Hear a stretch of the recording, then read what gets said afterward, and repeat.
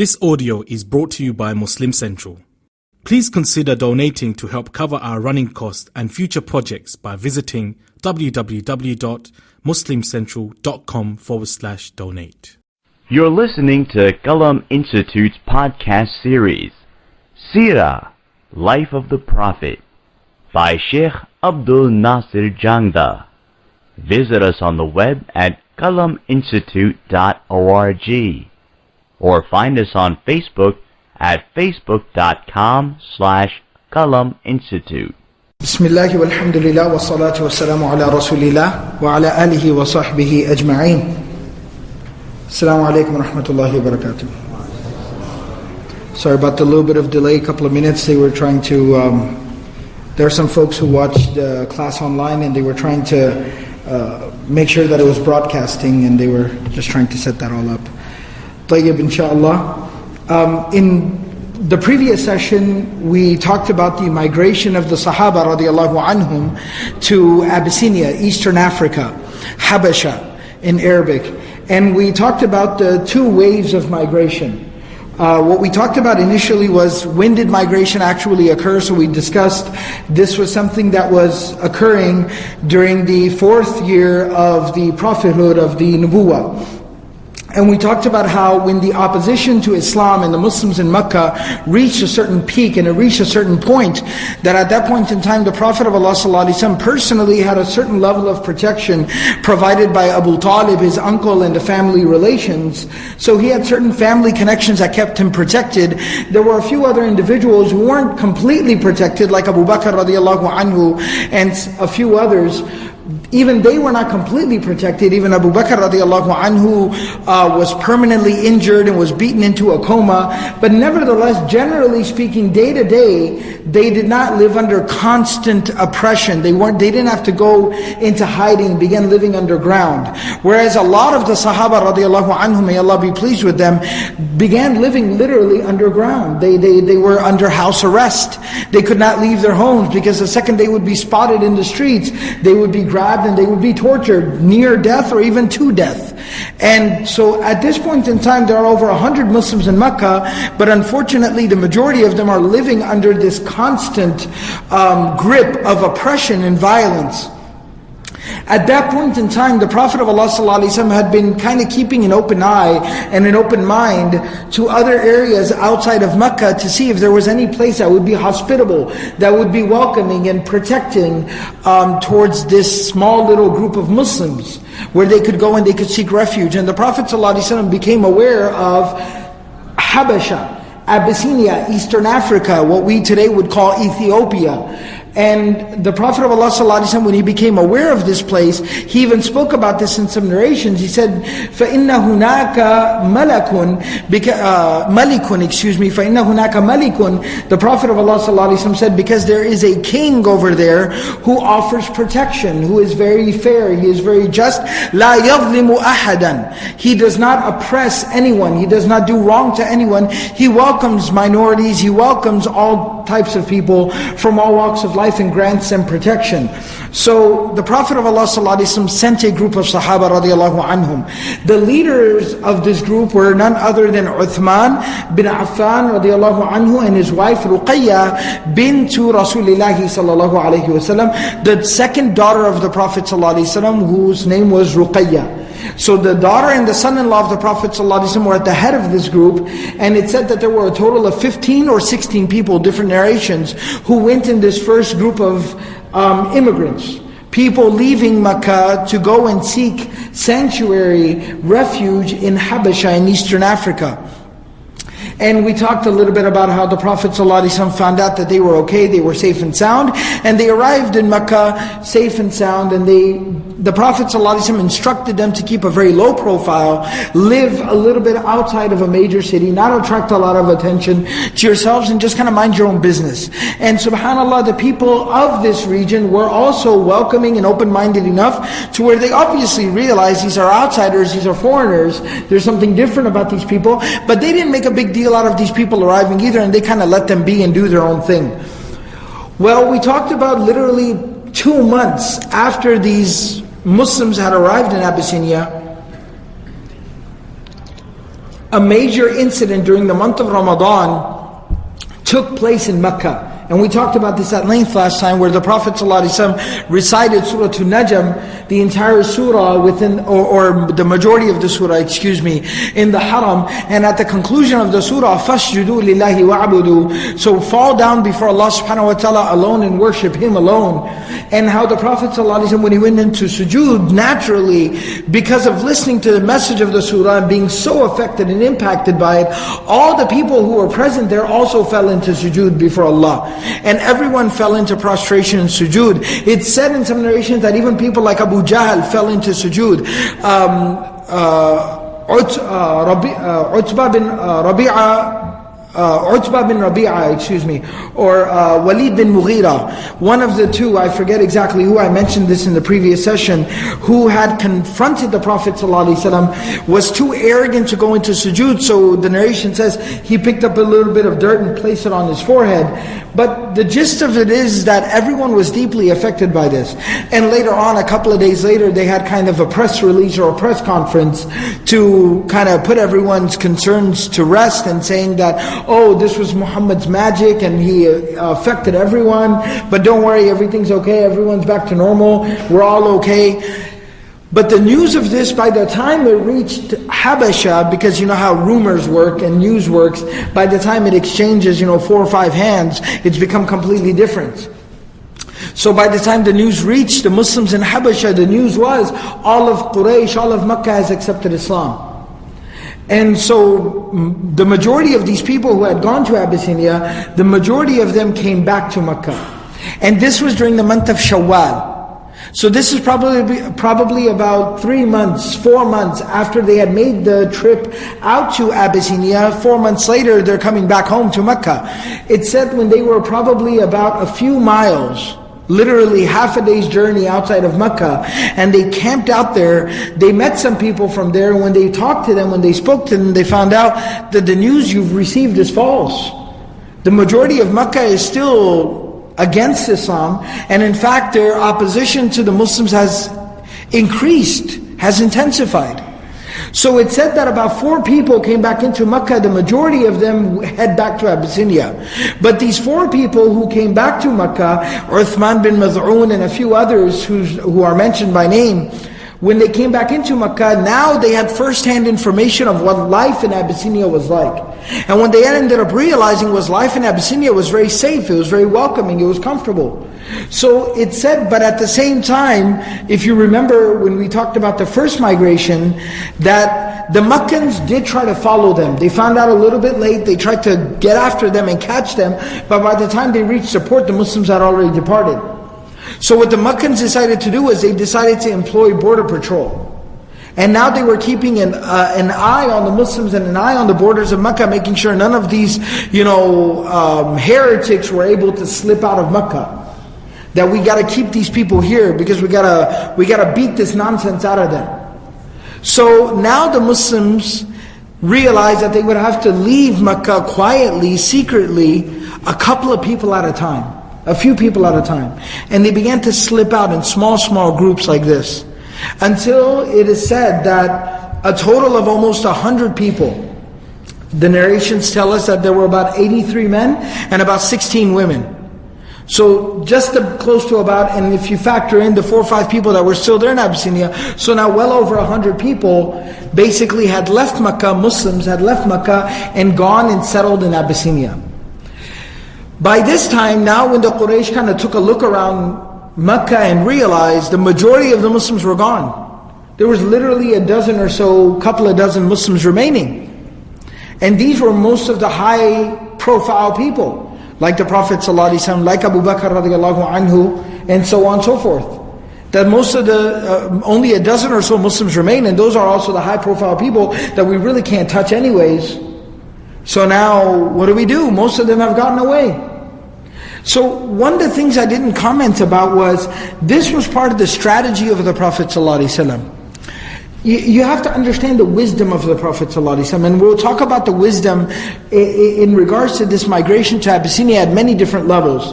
We'll talk about this in just a little bit, some more, but at least at the outset, You have to understand the wisdom of the Prophet ﷺ. We, a lot of times, there are always different schools of thought in regards to this. But we have to understand one thing. A lot of times, what we feel is, especially we live in the age of social media, we live in the age of entertainment and marketing and advertisement and media and social media. Hype, high profile, loud noises is a really popular strategy. It doesn't matter how small you are. It doesn't matter how much of a beginning stage you are in. It doesn't matter what a minority you may be, how you might be a pilot program or a pilot project or a pilot product or whatever the case may be. What is a very popular strategy these days is make a lot of noise. Make a lot of noise, high profile, high impact, high energy, lots of noise. That's the way to go. And unfortunately, that affects us a lot of times as religious and social entities, as communities, as organizations, as institutions. We end up succumbing to the same exact strategy when we don't understand that might be a useful strategy for commercialization. That might be a useful strategy for marketing or retailing or selling or whatever the case may be. For a monetarily, financially driven project or product, that might be a great strategy. But that's not always the greatest strategy philosophically, spiritually, religiously, or even for a community. It's not always the greatest strategy. And what we end up realizing or understanding, and these experiences have been had by a lot of people, we end up sometimes causing more harm than we do good. We are oftentimes become the victim of our own strategies, a lot of times, because of this. When we look at the Prophet ﷺ, the Muslims in Mecca are a minority. And they are upon the truth.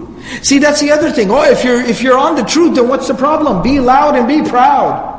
Because you have the truth. Well, didn't the Prophet ﷺ have the truth?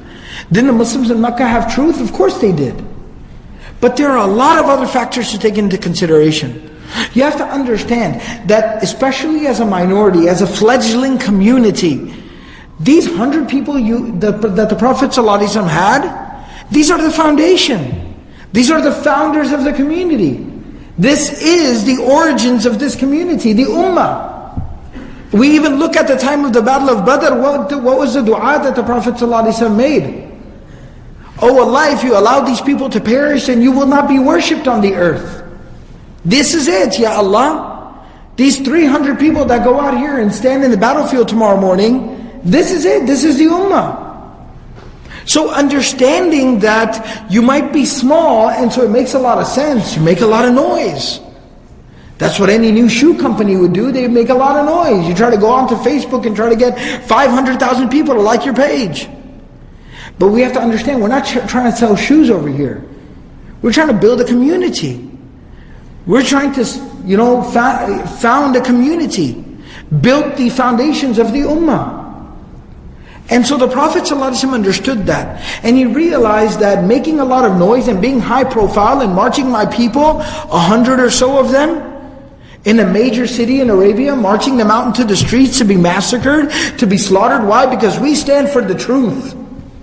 Is a very unintelligent thing to do. And it is a cruel thing to do. Because what you do is you sacrifice these people, you throw them to the wolves, you feed them. You literally serve them up on a silver platter and you feed them to the mob. And on top of that, what you do is you ruin the opportunity of the maybe thousands, tens of thousands that are out there who would be open, who might be amicable, who might be open to the message. You sabotage their opportunity to be able to interact with the message slowly, gradually, and slowly continue to come to the faith and come to Iman and come to Islam. So this is a very unintelligent thing to do.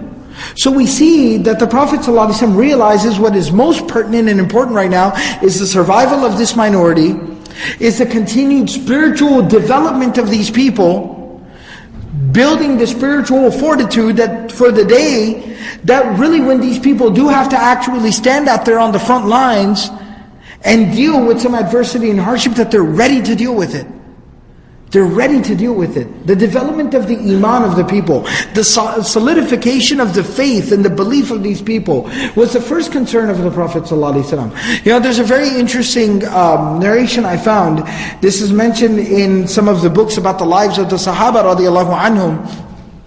I forget exactly what battle it's in regards to, but it's in regards to some of the battles that were taking place on the outer limits of the Muslim region at that time.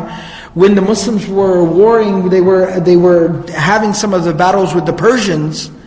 That the ranks of the Muslims at that time, this during the Khilafah of Umar ibn Khattab radiallahu anhu, the ranks of the Muslims of that time were very interesting because they were very diverse. They were mixed. There were many Sahaba, but there were also many Tabi'un. These are people who had accepted Islam later and who had come into contact with Sahaba. So even for us, Tabi'un are people of a very high caliber, but obviously comparatively to the Sahaba, these people were newer, younger, less experienced, less knowledgeable, less refined in terms of their iman. So when the narration says that when they were standing out there at the front lines of the battle, on the battlefield, that it was the early part of the day, it was like 10, 11 a.m.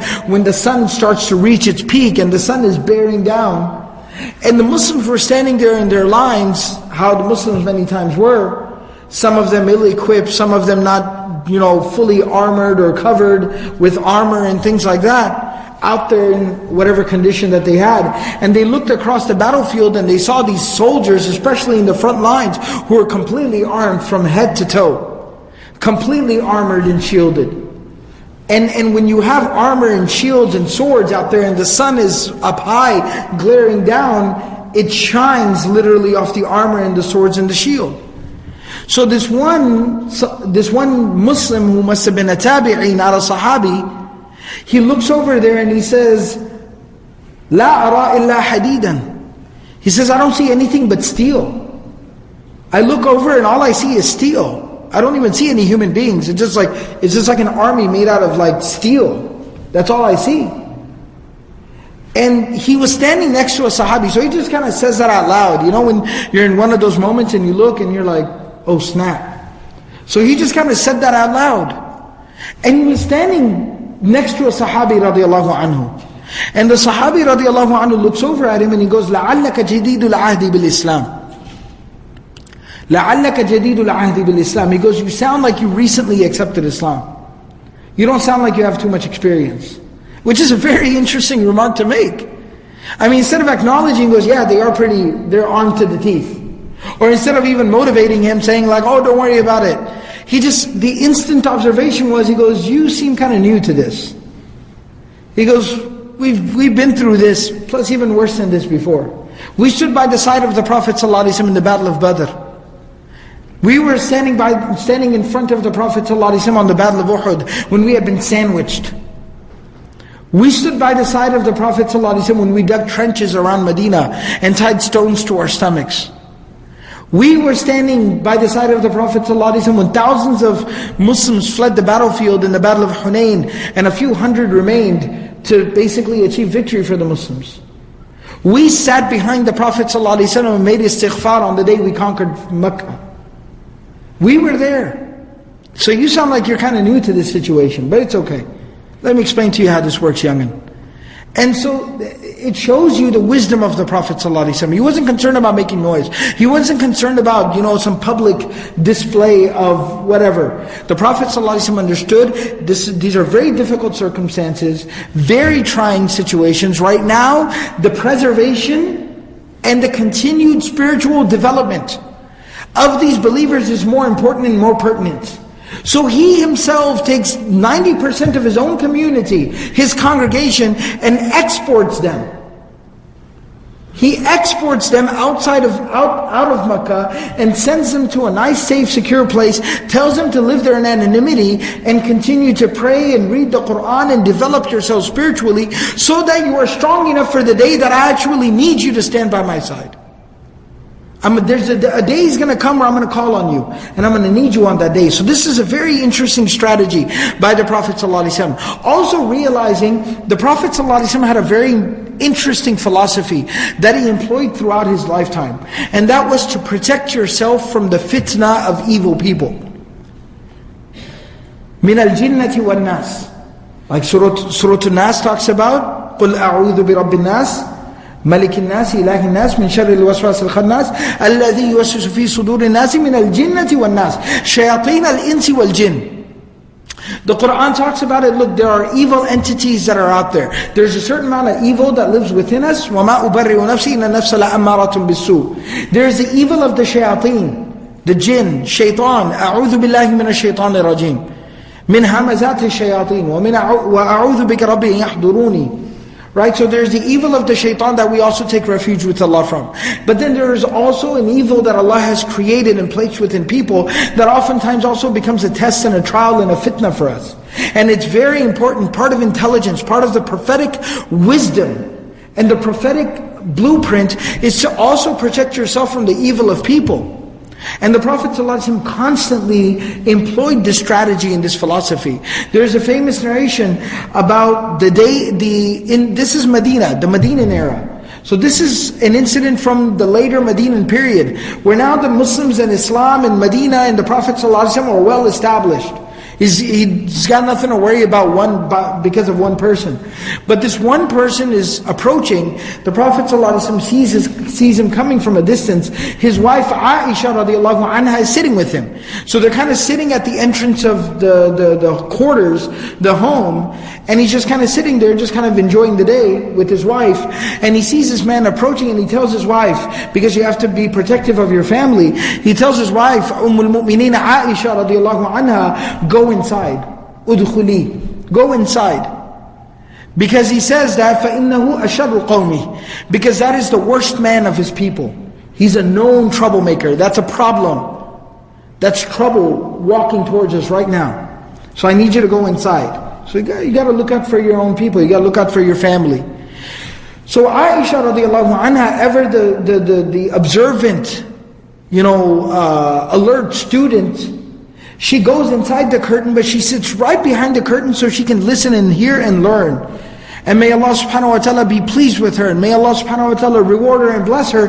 If it was not for her constant observation of the Prophet ﷺ, we wouldn't even know this instruction. We wouldn't even know this prophetic wisdom and guidance. So she's sitting on the inside. She relates this incident. She's sitting and listening, and she says when the man came, the Prophet ﷺ, welcomed him, asked him to have a seat, asked him, how he was doing, how are things, how was your trip, how was your journey, and he's good. And he kind of says, I just wanted to come by and see how things were going, kind of take a look around Medina and see how you were doing and how everything's going. The Prophet says, everything's good, alhamdulillah, no complaints, everything's good. Basically, just a very basic conversation, almost what we call exchanging pleasantries or formalities.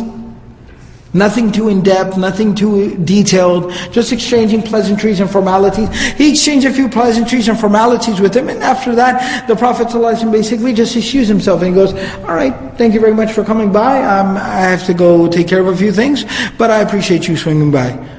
Have a nice trip back home. And just kind of moved on. Aisha radiallahu anha now, of course being the student, asks the Prophet ﷺ, what was that? What was that? You specifically told me to go inside because you said he's a troublemaker, he's problematic. And then after that, you basically just exchanged, pleasantries with him, and then just kind of very mundane, basic conversation, and then you just kind of excuse yourself and tell him to go on his way. And the Prophet ﷺ said, I was protecting me and my people from his evil and his harm. I didn't confront him. I didn't call him out. I didn't aggravate him. I didn't poke the bear, because there's no khair in poking a bear. You poke a bear and you get eaten. That's what happens. It's very common sense. You see a big scary dog sitting there, you don't throw a rock at it. Alright? Because he'll come after you. What you do is you pretend like you don't see the dog, you don't make eye contact, and you just keep walking. That's what you do. That's intelligence. And the Prophet ﷺ taught us this intelligence. And what the Prophet ﷺ did was he realized Makkah was aggravated. You know, just like if you have like an irritation, what's the worst thing you can do if you have like a wound or some type of skin irritation? What's the worst thing you can do? Mess with it. That's the first thing they tell you to do. Don't touch it. Don't poke at it. Don't scratch it. Don't peel it. Don't lick it. Don't sniff it. Leave it alone. Leave it be. Just don't touch. That's the best thing you can do. The Prophet ﷺ realized that Makkah was like was irritated. It was agitated. It was on fire. And the more of them that there were, the more visible they were becoming, the more prominent they were becoming, it was agitating, it was basically poking at that rash. It was poking at that rash, it was poking that wound. And that was not going to lead to anything good or productive. So the Prophet ﷺ, very interestingly, along with looking out for his own people, by removing the vast over 90% of the Muslims, by removing them from Makkah, the Prophet ﷺ immediately calmed the inflammation in Makkah. The agitation, the irritation in Makkah came down a couple of notches. So that the work could continue. Because what's the objective? Is the objective to rub it in somebody's face? If our goal and our objective is to just stand up in somebody's face, put your finger in somebody's face and say, "Ha ha! What now? Come at me. What can you do? What you going to do about it?" If that is the goal and the objective, then that's fine. Then everybody should have stayed in Makkah and made a lot of noise and poked their fingers in people's faces and gone around and acted like a bunch of jerks. Then that would have been fine. But if the goal and the objective was guidance for all of mankind. Guidance for all of mankind. Hudan linnas, as the Qur'an is. Rahmatul lil alameen, as the Prophet ﷺ was. Then there was no khair in that. Creating an agitated situation. There was no blessing in that. And that's exactly what the Prophet ﷺ did. He brought the tension down in Makkah a couple of notches, and then continued the work. And continue to preach to people and teach people and propagate to people. And the number of Muslims, and there's a very profound wisdom in this which I'll explain, but a couple of the highest profile conversions to Islam that occurred in Makkah, not very surprisingly, not ironically, because nothing is ironic or surprising or coincidental, everything is by the will and the decree of Allah. And everything has the wisdom, the prophetic wisdom embedded into it. That very appropriately, two of the most high profile conversions to Islam occurred immediately after the migration to Abyssinia. After 90% of the Muslims had been exported out of Makkah, and the tension had calmed back down a little bit in Makkah, you had a couple of the most high-profile conversions to Islam that occurred in the Meccan era that led to the eventual, prevalence of the Muslims, and led to a lot of confidence and strength in public, standing for the Muslims and public appearance for the Muslims. And so this was part of the strategy of the Prophet ﷺ. What I wanted to dedicate today's session to, and this is, I understand, instead of just knocking through, kind of plowing through one incident after another, our primary objective here in these Seerah sessions is to learn a lesson. And so a lot of times we'll have to also similarly learn a lesson. That a lot of times making noise or making noise for the sake of noise has no khair. If we have a mission, a message or an objective or a mission, that's fine. There's nothing wrong with publicizing that and raising awareness about that. But making noise for the sake of making noise has no khair in it. Has no blessing in it. It has to be driven by the intention. It has to be driven by the mission, the objective and the goal. And that is guidance and good for all of mankind. That's our mission. That's our objective, that's our vision. And that has to drive whatever it is that we do. We can't get caught up in the commercialization that we see around us. Because there's no good, there's no khair in that. And that's something that we have to learn a lesson from this study of the Seerah. So the thing that I wanted to talk about primarily today is, once the Meccans, they looked around Makkah and they saw the leadership of Quraysh looked around Makkah and they realized 90% of these troublemakers are gone. Where'd they all go? Well, apparently through their intelligence and their inside sources, they find out, they've all gone and set up camp in Abyssinia, in Eastern Africa, in Habasha, in Ethiopia. So they said, well, we can't have that. We can't have them doing that. We can't let these people get off like that. We can't let them just get away and be free. And then they're going to set up there, and God knows they're going to build some type of army, thousands of strong over there, and they're going to march back to Mecca and then come back at us. We can't be dealing with this. We got to go after them. Well, how are we going to do that? You realize we're not in charge over there. They have a kingdom. They have a king. They have a government. They have a monarchy. They have their own situation there. Well, it's okay. We just got to play this right. We got to play our hand properly. So what are we going to do? So they recruited a couple of people for this. The first person they recruited was Amr ibn al-As, radiyallahu anhu. I say radiyallahu anhu because later on he would accept Islam and become a great sahabi of the Prophet ﷺ, eventually be the person who brought Islam to Misr, to Egypt. He's called Fatih Misr. So Amr bin al-As radiyallahu anhu was the first person who was not Muslim at this time. So Amr bin al-As was the first person who was recruited. Why was he recruited? Amr bin al-As was one of the most well-traveled of the Quraysh, of the Meccans.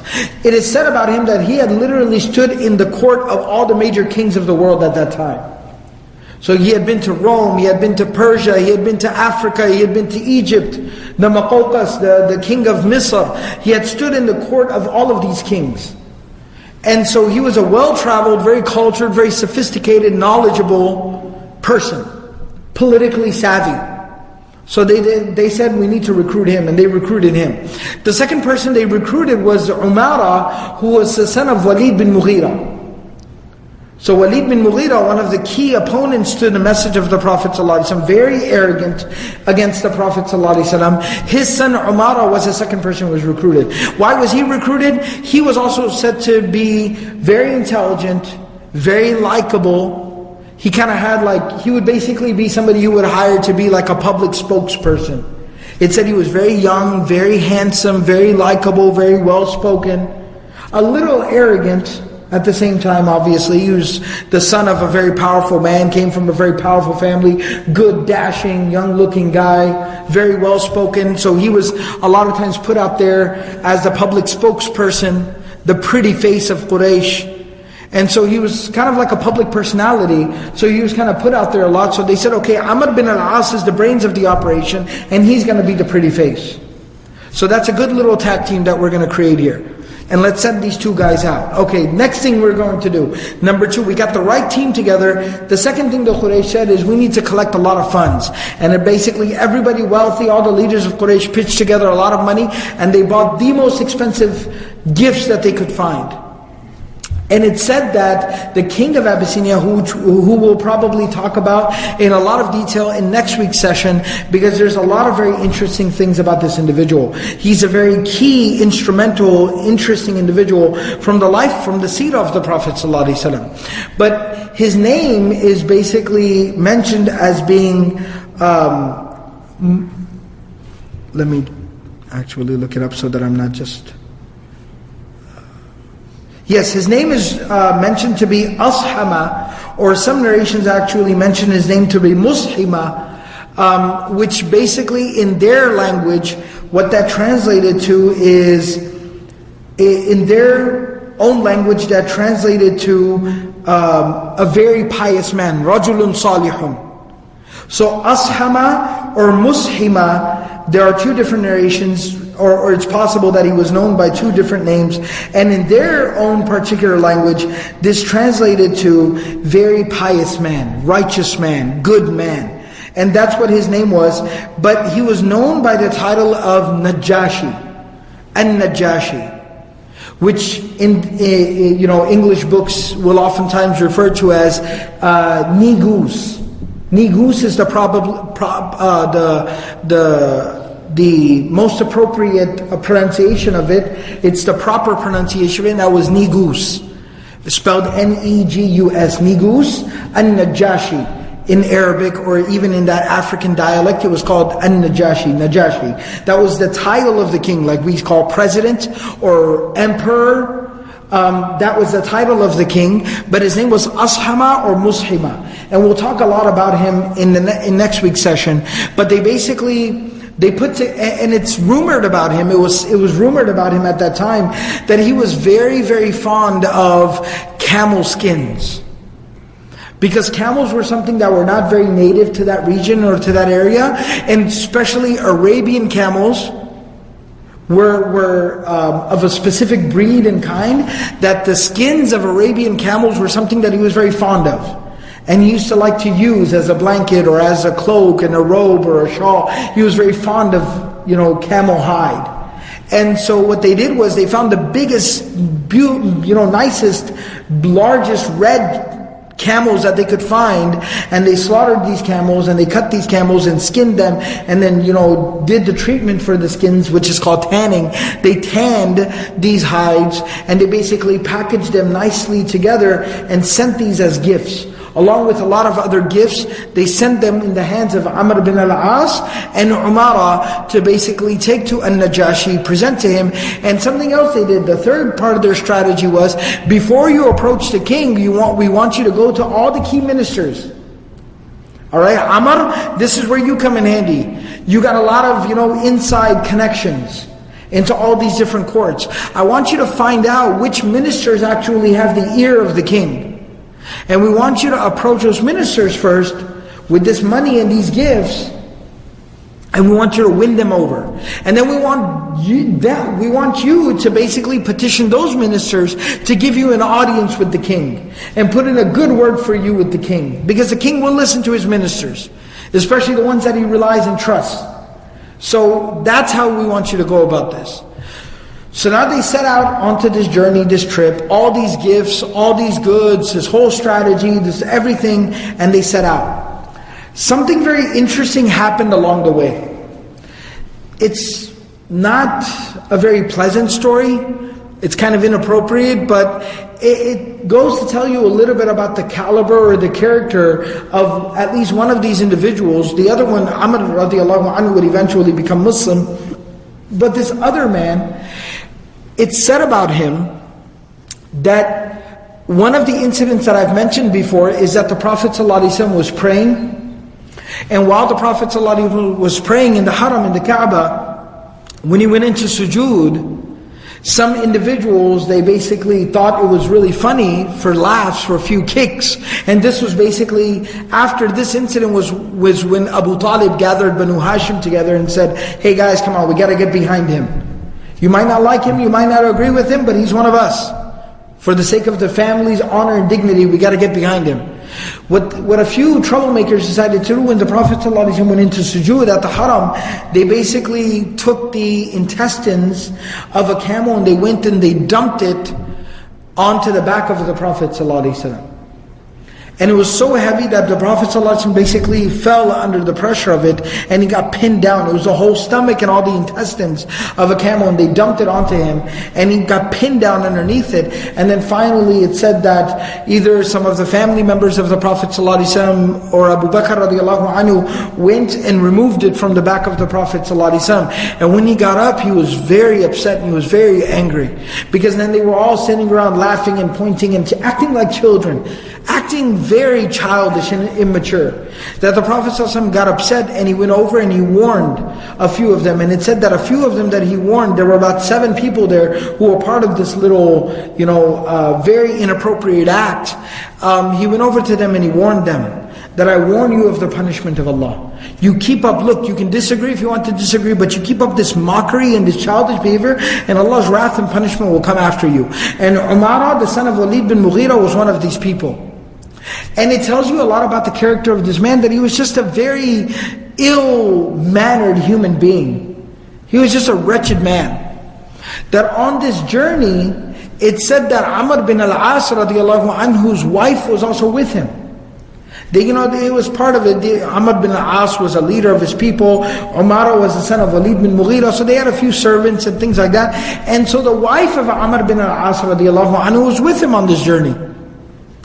And along the way on the journey, while they were on the boat and on the trip, and as I've said, I've kind of offered this disclaimer, it's a little bit inappropriate, but Umar, being just a very terrible human being, a wretched man, he basically goes to Amr and he goes that, I find your wife attractive.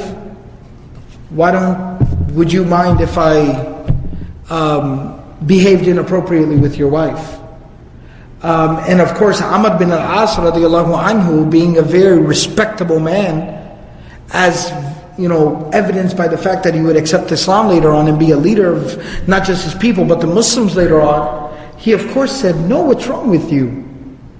Are you crazy? Have you lost your mind? Right? Ala tastahi? And Amr bin al-As radiallahu anhu himself narrates this incident later on. He tells him, he goes, what's wrong with you? Didn't your mother love you when you were a child? What kind of a terrible thing is that to say to somebody?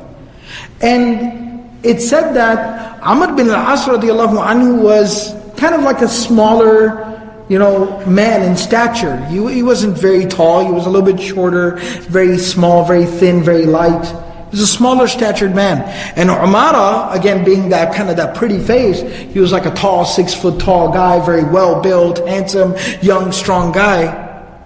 So it said that nobody else was looking, one evening on the boat after Amr radiallahu anhu embarrassed him and reprimanded him, told him to take a hike, wretched human being, that when nobody else was looking and Amr radiallahu anhu was just kind of sitting there and was a little off guard, he came and grabbed Amr bin al-As and threw him off the boat. He threw him off the boat into the water. Now Amr bin al-As radiallahu anhu, the one thing that Umara didn't know, because typically people in Makkah and Quraysh weren't very good at swimming. Just because they lived in the middle of the desert, they really didn't need to know how to swim. But Amr bin al-As radiallahu anhu was very well traveled.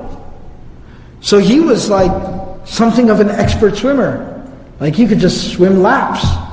And Umara didn't know that, so he throws him into the water. They're moving on a small, very slow, small ship through the water. He throws him off the boat. Amr bin al-As goes, great, some exercise. And he just swims right back up to the boat and gets back up on the boat. And just kind of looks at him like, you didn't factor that in, did you, smart guy? That's why you're the pretty face and I'm the brains. That's right. You might be pretty, but you're an idiot. Right? You didn't know that I know how to swim, did you? And he actually says to Amr radiallahu anhu, he goes, oh, I'm sorry, if I knew that you knew how to swim, I wouldn't have thrown you into the water. He tells him too, he goes, I'm sorry. That's his apology, by the way. I'm sorry, I didn't know that you knew how to swim. Otherwise I wouldn't have thrown you into the water. And Amr bin al-As basically gets back up on the boat and he goes, now you go sit in your corner before I have something else done to you. Right? And so this was the level of this man and the caliber of this man. And even though this is jumping forward in the story a little bit, but basically when they actually go, and this is something we'll talk about more next week since the session's gone a little long already, but later on, once they actually arrive there in Ethiopia and Abyssinia, and the whole incident occurs, as we'll talk about next week, and they're basically, headed back to Makkah now, dejected and rejected, that Umara messes around there in Abyssinia as well. And he tries to kind of make some trouble. He tries to kind of talk to some of, I'll talk more about this next week, but the King Najashi at that time actually had an opposition party. There was a rebel faction within Habasha, within Abyssinia, which was trying to overthrow this king. And he tries to kind of go and, play nice and kind of get in cahoots with the opposition to the king. The king finds out, the king actually even makes dua against him as well. Remember, the Prophet ﷺ made dua against him in Mecca. The king also makes dua against him as well. And it's basically said that while they're in Abyssinia, Umara ended up becoming insane. While he's there in Abyssinia, he basically becomes insane, runs away. Nobody can find him, nobody can locate him. Amr bin al-As radiallahu anhu basically has to go back to Mecca without him because nobody can find him. Later on, they discover him, they find him living out in the wilderness, literally living out in the jungle, living out in the wilderness like a wild animal. He's completely gone insane, he's completely lost his mind. Like he needs to be institutionalized, that's the condition that he's in. And it even mentions in narrations much later on, that during the Khilafah of Umar ibn al-Khattab radiallahu anhu, when Muslims actually go in large numbers to Abyssinia, to East Africa, to Habasha, they actually discover him there. They find him. And when they find him, they basically grab him. They say, isn't this Umara, the son of Walid bin Mughira? Like, oh my God, everybody thought he was dead. Look at him, he's like a wild animal. So they find him there in this condition, and they actually grab him, and he's crazy and wild. So they actually have to restrain him, and he starts to scream to the people. He says, let me go, let me go, let me go, let me go. If you don't let me go, I'll die, I'll die, I'll die. And they literally say by evening time he had died. By evening time he had died. So he had developed some type of, along with the instability and insanity, he had apparently developed some type of social phobia where he couldn't even be around people anymore. And when some people tried to kind of restrain him and grab him and nurse him back to health for his own sake, just by being around people, he became so paranoid and so emotionally unstable that he just died. He literally just died. And so that's kind of how that situation played out. But getting back to the incident in the story, Amr bin al-As radiallahu anhu and this man Umara, the son of Walid bin Mughira, they arrive now in Abyssinia. They make their way to the court of the king. They first approach some of the key ministers because of Amr bin al-As has done his kind of homework. He's got some intelligence. He knows who he needs to talk to. They approach some of the key ministers. They give them some gifts and butter them up and talk to them really nicely and say, listen, we got a little bit of a situation on our hands. These are some slaves and runaway slaves and rebels and all these crazy people. They've kind of come here. Look, you might not see a problem with these people right now, but I'm telling you, they're going to become a problem for you later on.